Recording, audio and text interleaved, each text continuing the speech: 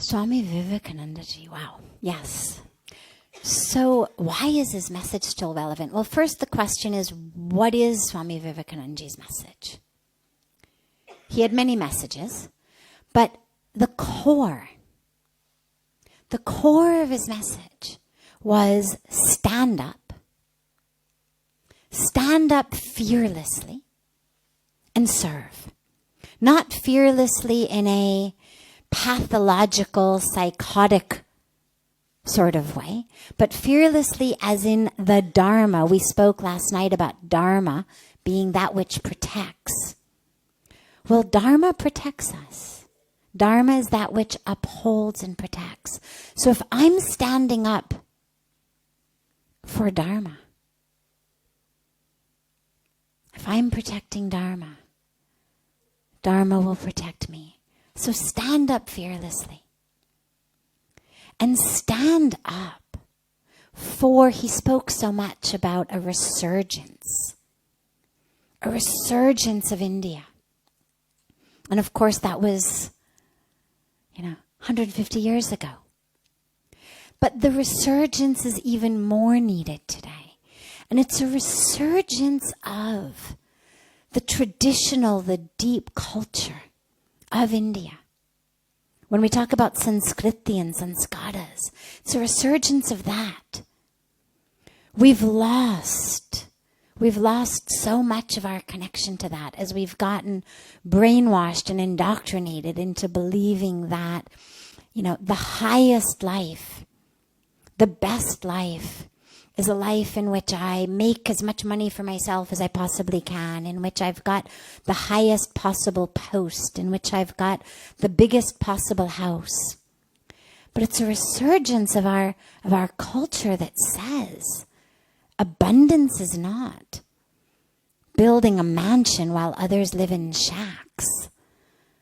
Abundance is not eating caviar while others starve.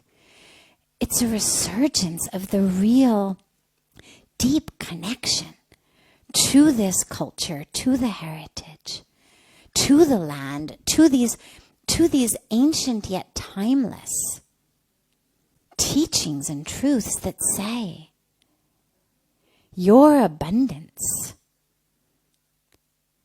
your fullness, your wholeness, your completeness comes not in how much you can get, but in how much you can give.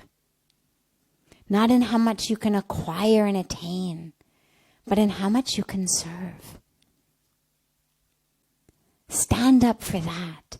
Stand up to serve values and ethics, integrity, honesty.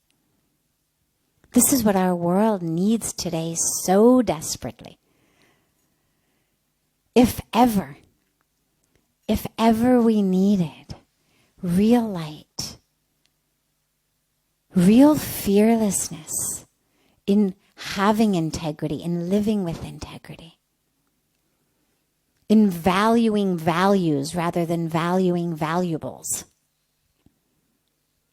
This is the time. It's always the time. But right now I think we stand upon a precipice. A literal one, not just a spiritual one. The spiritual has brought us into the literal.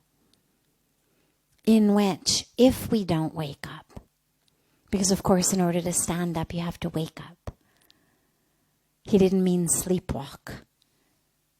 To stand up you have to wake up. So first we wake up. And then we stand up. For truth.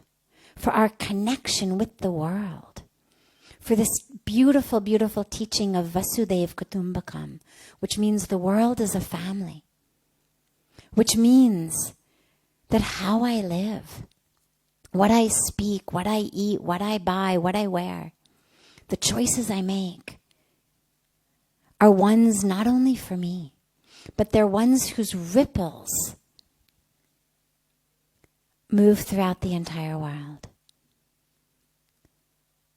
And Vivekanandaji taught, really, we are the ones.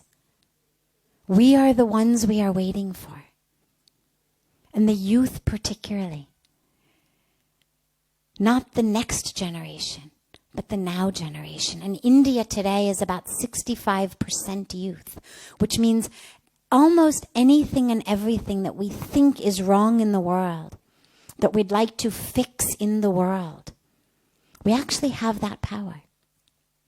We speak so frequently about a global food shortage and a global water shortage and a global land shortage.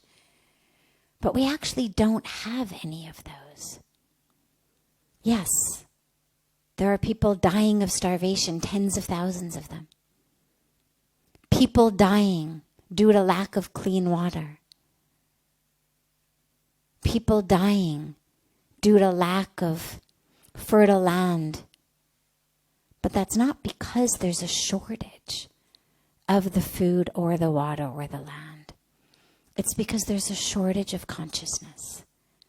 We have a global consciousness shortage.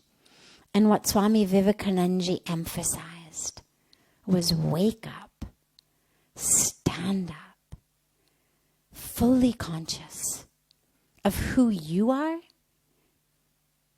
what the world is, and what your role in that world is.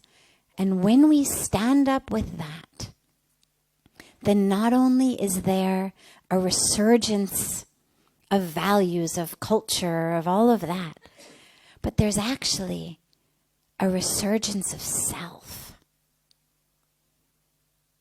And that's where we and the world in which we live are so deeply connected. And so, at this beautiful time of his birthday celebration, let us recommit ourselves, whether we are Indians, whether we are Hindu, whether we are of any religion, of any culture, of any race, of any religion. Swami Vivekanandaji took this message to America.